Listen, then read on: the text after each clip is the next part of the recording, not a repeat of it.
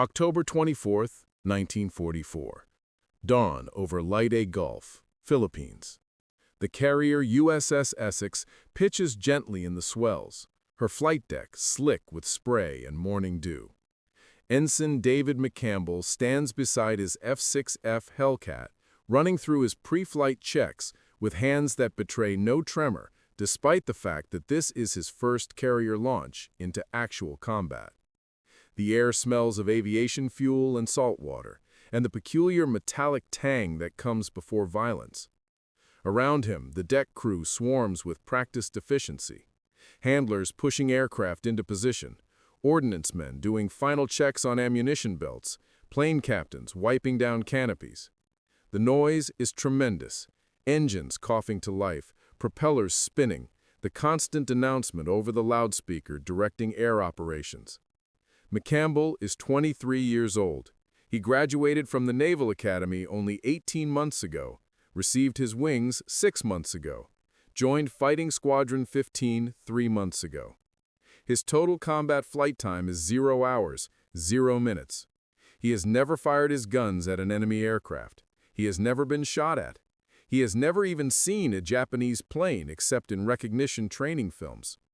The other pilots in his squadron, veterans who survived the Marianas turkey shoot, who have multiple kills painted beneath their cockpits, treat him with the casual condescension reserved for replacements who probably won't survive their first engagement.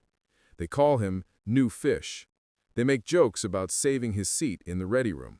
They give him advice that is equal parts genuine and hazing. Don't follow a zero into a turn. Don't fixate on your target. Don't forget to breathe. Don't get killed. McCampbell listens to all of it with a mild expression that reveals nothing. He does not tell them that he has spent the past 6 months studying gun camera footage from every major engagement since Midway. He does not mention that he has flown 312 practice hours in the Hellcat, more than any other pilot in the replacement pool, that he volunteered for every training sortie until the instructors told him to stop because he was making the other students look bad. He does not explain that he has a pilot's logbook filled with notes on deflection shooting, on energy management, on the performance envelope of the F-6F versus every Japanese fighter in service. He simply nods, thanks them for their advice, and continues his preparations. The mission brief was straightforward: combat air patrol over the invasion fleet at Leyte Gulf. The Japanese are expected to throw everything they have at the landings: carrier strikes, land-based bombers, kamikaze attacks. American radar has already detected large formations approaching from the west. Every available fighter is being scrambled. McCampbell's division, 4 Hellcats, is assigned to the outer defensive ring, 60 miles west of the fleet. They are the first line of defense. If Japanese aircraft break through them, American ships will die. McCampbell climbs into his cockpit, settles into the seat, straps in with the practiced motions that have become muscle memory. The crew chief appears on the wing, helps him connect his radio leads and oxygen hose, gives him a thumbs up. McCampbell returns the gesture. He runs through his startup checklist: fuel mixture rich, propeller full increase, throttle cracked, magnetos on. He signals the plane captain. The Kaufman starter cartridge fires with a bang. The propeller jerks. The Pratt & Whitney R2800 engine catches with a roar that McCampbell feels through his entire body. 18 cylinders, 2,000 horsepower, the sound of American industrial might condensed into a single radial engine. The launch officer signals. McCampbell releases brakes, advances throttle, feels the Hellcat surge forward. The deck rushes beneath him, the bow approaches, and then he is airborne, the Hellcat dropping slightly off the deck before the big engine pulls him into a climb. He retracts his landing gear, forms up on his section leader, climbs to 20,000 feet with the rest of the cap formation. Below him, the Philippine Sea spreads like hammered pewter.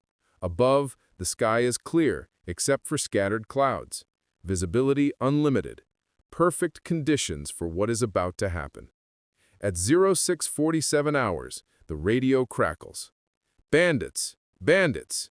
Bearing 270, Distance 40 miles, altitude 15,000, count 70 plus. All fighters engage. 70 Japanese aircraft. McCampbell does the math. His cap has 16 Hellcats, better than 4-to-1 odds against them. His section leader, Lieutenant Commander Rushing, a veteran with 11 kills, keys his radio. Stay tight. Check your 6. Don't chase into the weeds. New fish. You stick on my wing and do exactly what I do. McCampbell acknowledges. His heart rate, which he has been monitoring through conscious effort, is elevated but steady. His hands are dry on the stick. His vision is sharp. He feels no fear, only a kind of crystalline focus that makes every detail vivid. He switches his master armament switch to on. 6.5 caliber machine guns, 2,400 rounds total, enough to destroy any aircraft that crosses his sights. All he needs is opportunity. The Japanese formation appears at 0651 hours, still 20 miles out, visible as dark specks against the horizon. They were approaching in a loose gaggle, no tight formation, no apparent coordination. McCampbell identifies the types, Zeros mostly, but also some Oscars and what looks like several Tonys. Mixed units, probably drawn from multiple airfields, thrown together for this attack. Not the elite carrier pilots of 1942, but the replacements Japan has been feeding into the meat grinders since Midway. Pilots with 100 hours of training, flying on minimal fuel, knowing they probably won't return. Rushing leads the division into a high-side attack, using altitude advantage to dive on the Japanese formation. Standard tactics, boom and zoom, use the Hellcat's superior speed and diving performance, engage and disengage before the Zeros can bring their maneuverability to bear. McCampbell follows, maintaining position on Rushing's wing, watching the distance close. 2 miles, 1 mile, half a mile. Close enough to see individual aircraft, to distinguish types, to pick targets. Then everything happens at once. Rushing calls tally-ho and rolls into his attack, selecting a 0 on the formation's left flank. McCampbell follows, centering his gun sight pipper on another 0 slightly behind Rushing's target. Range 400 yards, angle off 30 degrees. He waits, letting the geometry develop, letting the distance close. 300 yards, 250. The 0 grows in his windscreen. He can see the red meatball on its fuselage, the glint of sun on its canopy. He squeezes the trigger. All 6 guns open fire simultaneously. The Hellcat shudders with recoil. Tracers arc out. 1 in 5 rounds is a tracer, so McCampbell sees streams of fire reaching for the 0. The bullets converge at 200 yards, right where the 0 is flying. Pieces fly off its wing, its canopy shatters, smoke erupts from its engine, it rolls inverted and falls away, trailing fire. McCampbell's first kill, achieved in a burst that lasted perhaps 2 seconds. He has no time to think about it. Another 0 crosses in front of him, passing left to right, 50 degrees angle off. McCampbell leads it instinctively, fires a 3-second burst. His bullets walk through the 0's fuselage from tail to nose. The 0's engine explodes in a gout of flame and oil. It noses over, falling. Second kill. Elapsed time since first shot, 11 seconds. The Japanese formation is breaking up, scattering in all directions. Rushing is engaged with 2 Zeros in a turning fight. The other 2 Hellcats in McCampbell's division have separated, each pursuing targets. McCampbell finds himself momentarily alone in a sky full of enemy aircraft. He should be afraid. He should be overwhelmed. Instead, he feels like he has been waiting for this moment his entire life. A 0 makes the mistake of passing beneath him, perhaps thinking the Hellcat above is engaged elsewhere. McCampbell rolls inverted, pulls through, dives on the 0 from its 6 o'clock position. The Japanese pilot never sees him. McCampbell closes to 100 yards, point-blank range, and fires a short burst. The 0 disintegrates, literally comes apart in mid-air, pieces of wing and fuselage tumbling through space. Third kill. Time, 97 seconds since first shot. 2 more 0s appear ahead, flying in formation, apparently unaware that their formation is being destroyed around them. McCampbell approaches from below and behind, the Hellkite's dark blue camouflage making it difficult to spot against the ocean. He selects the trailing Zero, closes to 150 yards, fires. The Zero catches fire immediately, falls away. Fourth kill. McCampbell shifts his aim to the lead Zero, which has finally realized it is under attack, and begins a hard turn to the left. McCampbell does not follow the turn. He has learned from the gun camera footage that chasing a Zero into a turn is how American pilots die. Instead, he uses his superior speed to extend ahead, then pulls up into an Immelman turn, reversing his direction and gaining altitude simultaneously. When he rolls out, the Zero is below him, no longer turning, but diving for the deck, trying to escape.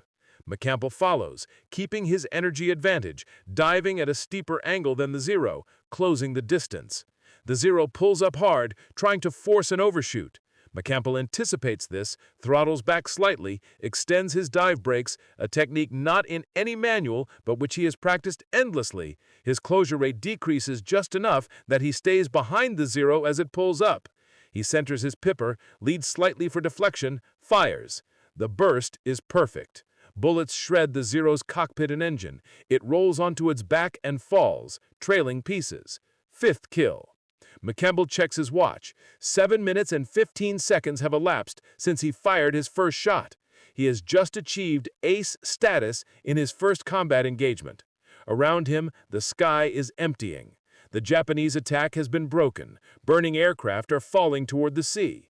The surviving Japanese planes are fleeing west, pursued by Hellcats. McCampbell's ammunition counter shows he has fired less than 800 rounds, about one-third of his total load. His fuel is good. His engine is running smoothly. He has not been hit once. He forms up with Rushing, who has 3 kills of his own. Rushing's transmission is professional, but McCampbell can hear the undercurrent of disbelief. "New fish. Confirm your count." "5 destroyed," McCampbell replies, keeping his voice flat. There is a pause. Then, "Outstanding. Let's head home." The flight back to the carrier takes 28 minutes. McCampbell uses the time to analyze his performance, identifying 3 mistakes he made, hesitating on his second shot, allowing too much angle off on his third engagement, and overshooting slightly on his fourth kill. He makes mental notes for correction. By the time he traps aboard Essex, he has already internalized the lessons and moved on. The landing is routine. He taxis to his spot, shuts down, and climbs out. The plane captain is staring at him with an expression McCampbell cannot quite interpret. The deck crew is gathering, pointing at his aircraft. McCampbell looks back and sees what they are looking at. His gun ports are blackened from firing. His ammunition counter has been photographed by the crew chief, and there are no holes in his aircraft. 5 kills, no damage taken. In the ready room, the other pilots are waiting. The squadron commander, Commander David McCampbell, no relation, gestures to a chair. Debrief. Everything. Start from first contact. McCampbell provides a detailed tactical debrief, describing each engagement, his decision-making process, his ammunition expenditure, his energy management. He speaks for 18 minutes without embellishment or self-aggrandizement, simply recounting facts. When he finishes, the ready room is silent. Finally, one of the veteran pilots, a lieutenant with 9 kills, speaks. "Where the hell did they train you?" "Same place they trained everyone, sir," McCampbell replies. "Pensacola, then Corpus Christi." "Bullshit," another pilot says, not unkindly. "Nobody flies like that their first time out." But McCampbell had flown like that his first time out, and he would continue to fly like that for the remainder of the war. By the time Japan surrendered, Ensign David McCampbell would have 34 confirmed kills, making him the Navy's second highest scoring ace. He would be awarded the Navy Cross, 2 Distinguished Flying Crosses, and 13 Air Medals. He would survive the war without serious injury, return home to Pennsylvania, and live until 1996, dying quietly at 75. But on that October morning in 1944, he was just a rookie pilot who had done something that shouldn't have been possible, who had achieved in 7 minutes what many pilots never achieved in entire combat tours. And the question that haunted his squadron mates, that naval intelligence officers would study for years afterward, was simple. How? To understand what David McCampbell accomplished over Leyte Gulf, one must understand the transformation that American naval aviation underwent between 1942 and 1944, and specifically, how the United States created a system that could take relatively inexperienced pilots and turn them into highly effective combat aviators in a time frame that would have been impossible for any other nation. When the war began in December 1941, the Imperial Japanese Navy possessed the finest carrier pilots in the world. This was not propaganda, it was objective fact. Japanese carrier pilots had an average of 700 flight hours before their first combat mission. They had trained for years under a selection system so rigorous that only a tiny fraction of candidates earned their wings. They had combat experience over China. They were, individually, far superior to their American counterparts, who in early 1942 averaged perhaps 200 hours of flight training. The early battles reflected this disparity. At Coral Sea, at Midway, Japanese pilots flew with a skill and precision that American pilots could not match on an individual basis. But those battles also revealed a fatal flaw in the Japanese system. It was not sustainable. Japan's training program was so selective, so lengthy, so demanding, that it could not produce replacement pilots at anywhere near the rate that pilots were being lost in combat. When experienced Japanese aviators died, they were replaced by pilots with progressively less training, less experience, less capability. The United States took the opposite approach. Rather than creating a small cadre of superbly trained pilots, the Navy built a training system designed to produce large numbers of adequately trained pilots, then relied on superior aircraft, superior tactics, and superior organizational systems to compensate for individual skill gaps. By 1944, American pilot training had been refined to an industrial process. The Navy was graduating 2,500 new pilots per month, more in a single month than Japan graduated in an entire year. But quantity alone was not the answer. The Navy had also made critical changes to training curriculum based on combat analysis. Training hours had been increased to over 300 hours, with heavy emphasis on gunnery and tactical formation flying. More importantly, replacement pilots were now receiving combat indoctrination training using gun camera footage from actual engagements, allowing them to study successful techniques and learn from others' mistakes before ever entering combat. This is where David McCampbell's story becomes significant. He was a product of this refined training system, but more than that, he represented something the Japanese had not anticipated: a new generation of American pilots who combined adequate technical skill with systematic tactical education, flying aircraft that were specifically designed to leverage American advantages while negating Japanese strengths. McCampbell had not been content with merely completing his training syllabus. He had sought out every piece of combat footage he could access, studied after-action reports, interviewed veterans, analyzed performance data on both American and Japanese aircraft. He had turned his preparation into a form of obsession, treating pilot training the way an engineering student treats a difficult problem, something to be solved through analysis and practice. This approach was quintessentially American, pragmatic, data-driven, meritocratic. It stood in stark contrast to Japanese pilot training, which emphasized spirit and tradition alongside technical skill, which valued conformity to established doctrine, which assumed that proper attitude and fighting spirit could overcome material disadvantages. The aircraft McCampbell flew, the F-6 Hellcat, embodied this same philosophy. It was not the most maneuverable fighter in the Pacific. That distinction still belonged to the Zero. It was not the fastest. The Japanese Jack could exceed its top speed. But the Hellcat was designed as a system optimized for the realities of Pacific combat. It could absorb tremendous damage and keep flying. It had superior speed at medium altitudes where most combat occurred. It had outstanding visibility from the cockpit. Most importantly, it was easy to fly, forgiving of pilot error, and enabled even average pilots to survive long enough to gain experience.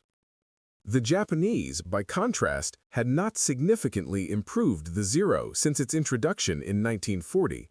Resource constraints, Industrial limitations and a design philosophy that prioritized performance over survivability meant that the Zero of 1944 was essentially the same aircraft as the Zero of 1941, still maneuverable, still long-ranged, but increasingly vulnerable to the improved American fighters and tactics. This disparity created a paradox that Japanese commanders struggled to comprehend. American pilots were individually less skilled than their Japanese counterparts, at least early in their combat careers, yet American units consistently achieved superior results. The answer lay in systems thinking.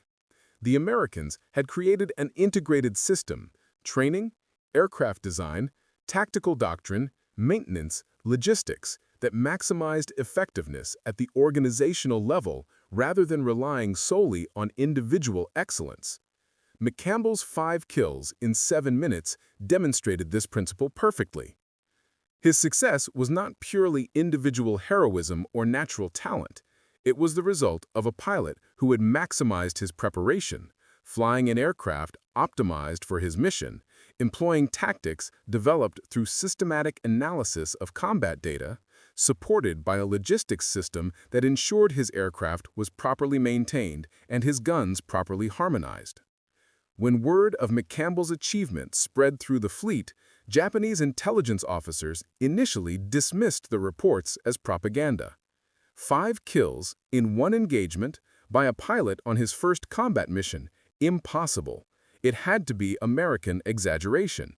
But as Japanese units submitted their loss reports, the numbers matched.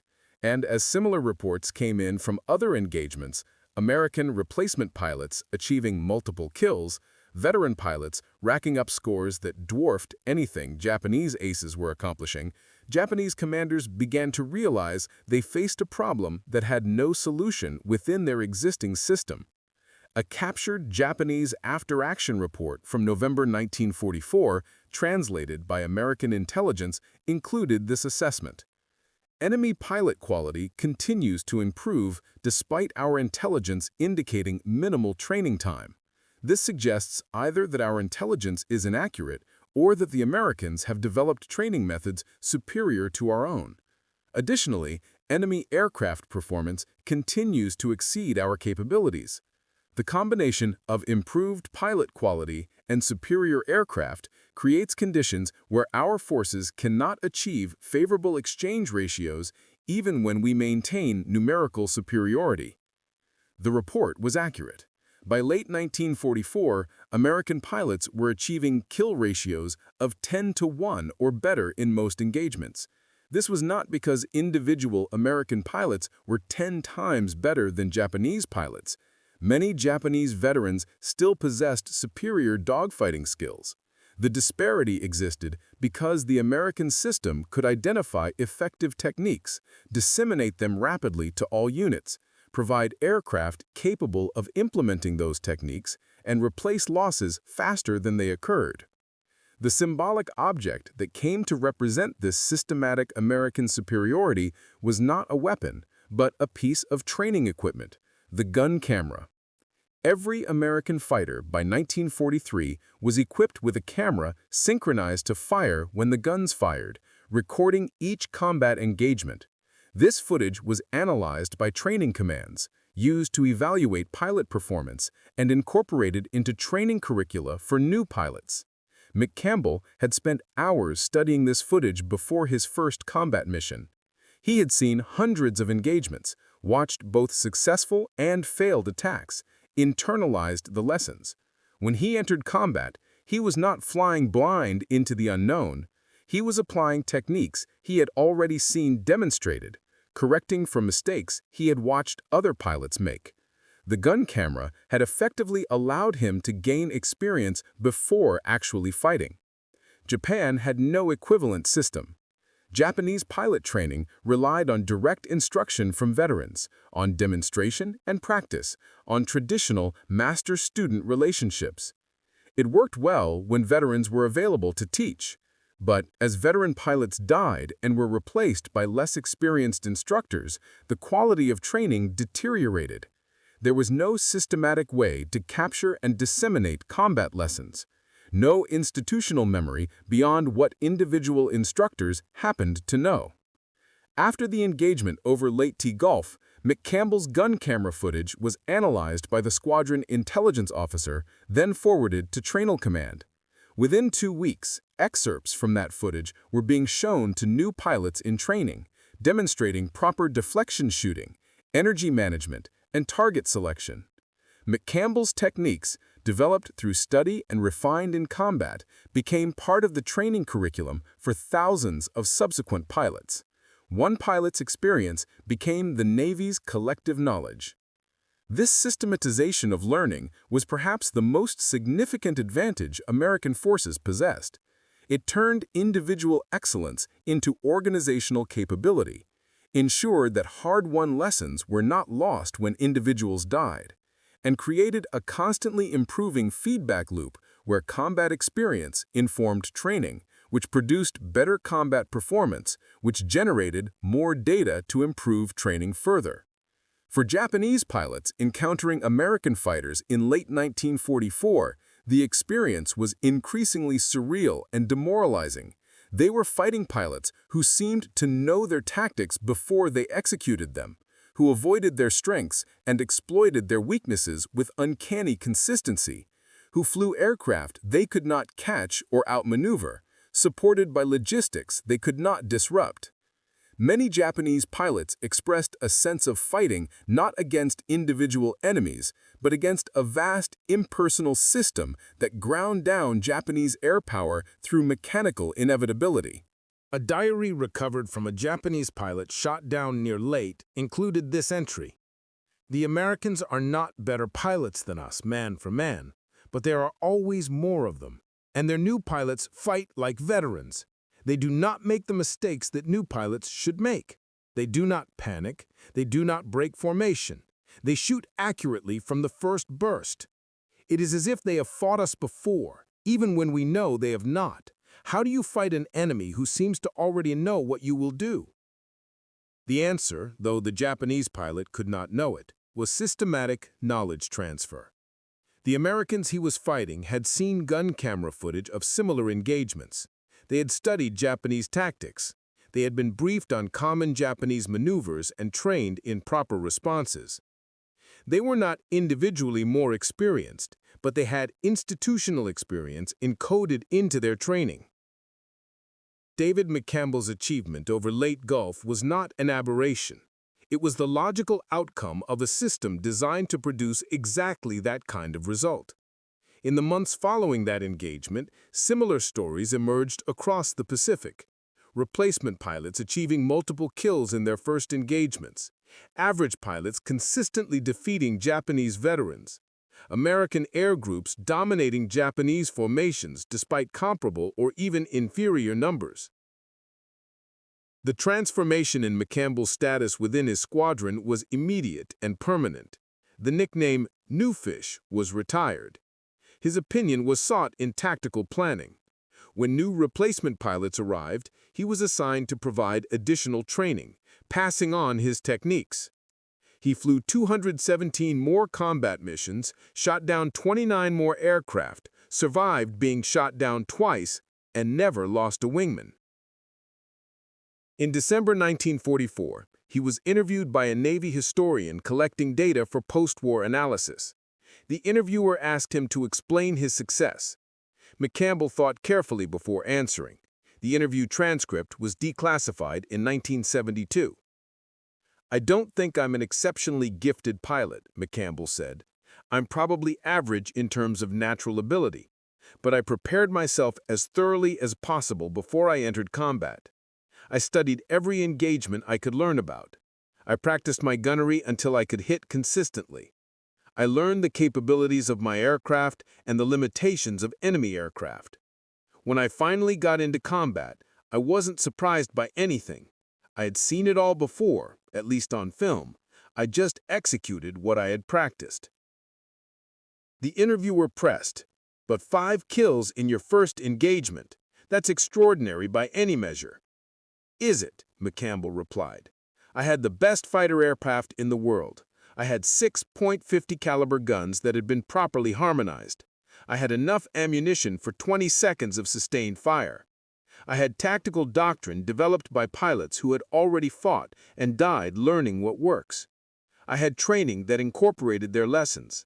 I had good visibility, good communications, good formation discipline from my squadron mates. Given all those advantages, 5 kills in one engagement seems like a reasonable outcome. If anything, I feel like I underperformed. I made several mistakes that let targets escape. This response is revealing. McCampbell did not attribute his success to individual heroism or exceptional talent.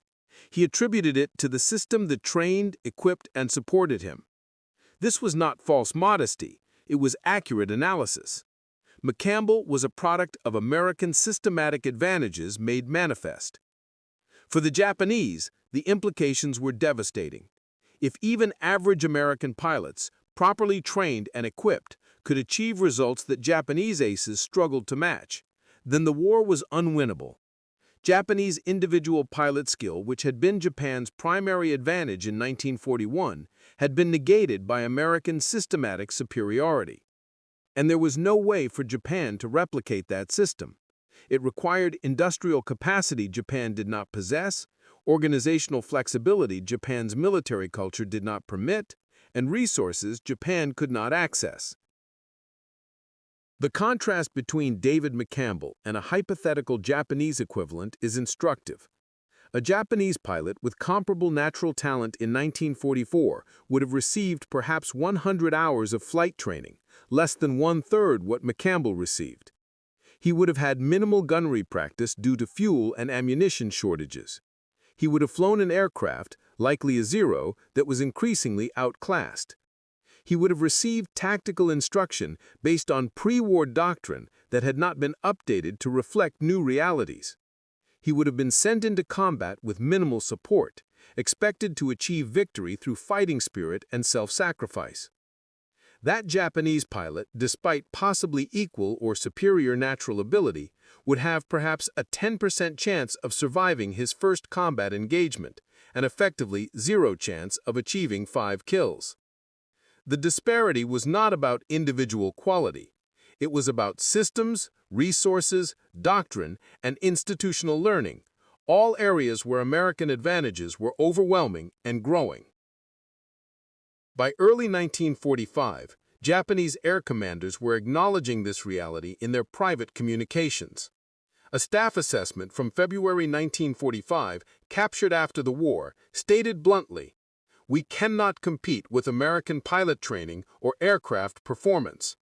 Our remaining option is to maximize the impact of each sortie through special attack methods." This was the genesis of the kamikaze campaign, an implicit admission that conventional aerial combat against American forces was hopeless, that the only way to inflict significant damage was through suicide attacks that traded one Japanese plane and pilot for one American ship. Even this desperate tactic was ultimately negated by American systematic advantages. Radar picket ships detected kamikaze formations at extreme range. Combat air patrols intercepted them before they reached the fleet. Those that penetrated the fighter screen faced concentrated anti-aircraft fire from ships equipped with proximity-fused shells, another technological advantage that made defensive fire far more effective. The kamikaze campaign inflicted painful losses on the U.S. Navy, but it could not alter the strategic outcome. David McCampbell flew his last combat mission on May 14, 1945, escorting B-29 bombers during a raid on Japan. By that point, Japanese air opposition was sporadic and ineffective. The pilots Japan was sending up had minimal training, sometimes as little as 40 flight hours total, and were essentially sacrificial. They flew obsolete aircraft, had no tactical coordination, and were swept from the sky by American fighters with almost contemptuous ease. When McCampbell returned to the United States in July 1945, he was sent on a war bond tour, giving speeches about his experiences. In these speeches, he consistently emphasized the same themes: American industrial power, superior training systems, technological advantages, and the importance of systematic preparation. He downplayed his individual role, always framing his success as the product of collective American advantages. In a speech delivered in Philadelphia in August 1945, shortly before Japan's surrender, McCampbell said, "The Japanese started this war with better trained pilots and excellent aircraft, but they couldn't sustain that advantage. We started with less experienced pilots and inferior aircraft, but we built systems to improve both, and we built those systems faster than the enemy could adapt. That's why we're winning. Not because individual Americans are better warriors, although we hold our own, but because America as a nation is better at learning, better at innovating, better at producing, and better at improving. That's the real lesson of this war." This analysis was prescient. The systematic advantages that McCampbell identified, rapid institutional learning, technological innovation, industrial production, organizational flexibility, would become defining characteristics of American military power for the remainder of the 20th century and beyond. The lessons learned in the Pacific Air War would inform American military doctrine for generations. McCampbell remained in the Navy after the war, eventually retiring as a captain in 1964 after 25 years of service. He rarely spoke about his combat record in his later years, preferring to focus on his role in training the next generation of naval aviators. He taught at the Navy Fighter Weapons School, the institution that would later become famous as Top Gun, where he helped develop curriculum that codified the lessons of World War II aerial combat. When asked by a reporter in 1982 about being the Navy's second highest scoring ace, McCampbell dismissed it as a historical footnote. What mattered to him, he said, was not individual achievement, but the effectiveness of the system he had been part of. "I got my victories because I had the best training, the best aircraft, the best support, and the best squadron mates any pilot could ask for. That's not modesty, that's facts. And those facts represent what America does better than anyone. We build systems that make our people more effective than they could ever be as individuals." David McCampbell died in 1996, age 75, having lived long enough to see the Navy he served evolve into a force that would have been unrecognizable in 1944, yet still built on the same foundational principles he had embodied.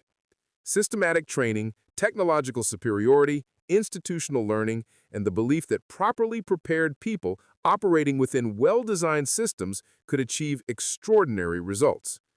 The sound that symbolized McCampbell's achievement was not the roar of his Hellcat's engine or the hammer of his guns, but rather the mechanical whir of the gun camera recording his engagements.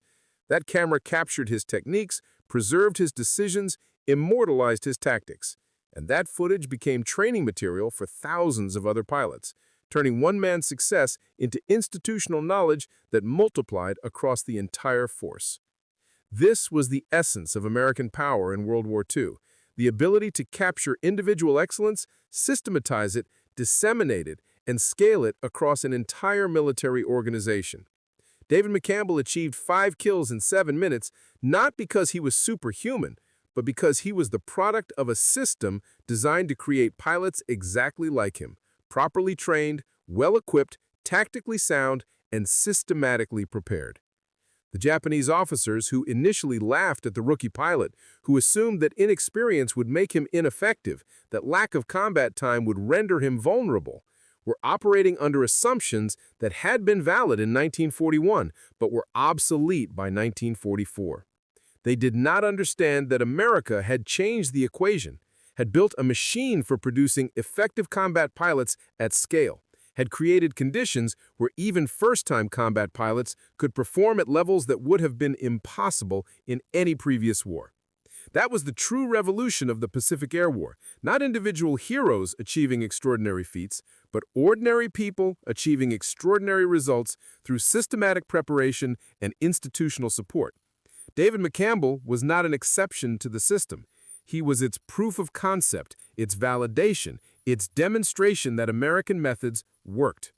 And the lesson written in the gun camera footage from that October morning over Leyte Gulf, the lesson that would resonate through military history for decades to come, was this: a free society with the resources to prepare its people properly, the flexibility to learn rapidly, and the industrial capacity to equip them adequately can produce results that no amount of individual valor or traditional training methods can match. The Japanese laughed at the rookie pilot. Then they watched him destroy 5 of their aircraft in 7 minutes.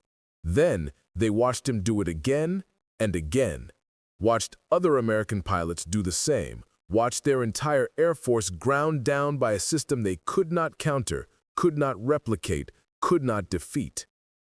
The laughter died in the sky over the Philippines, drowned out by the sound of American guns, recorded by American cameras, analyzed in American training facilities, and transformed into knowledge that made the next generation of American pilots even more effective.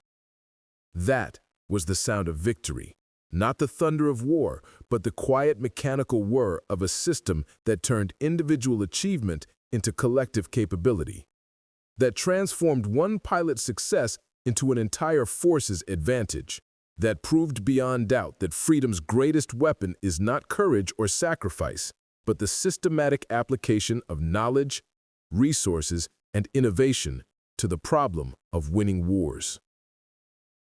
David McCampbell represented that truth. His 5 kills in 7 minutes were not a miracle, they were mathematics. The inevitable outcome when systematic preparation meets adequate talent under favorable conditions. And America, in 1944, had perfected the equation.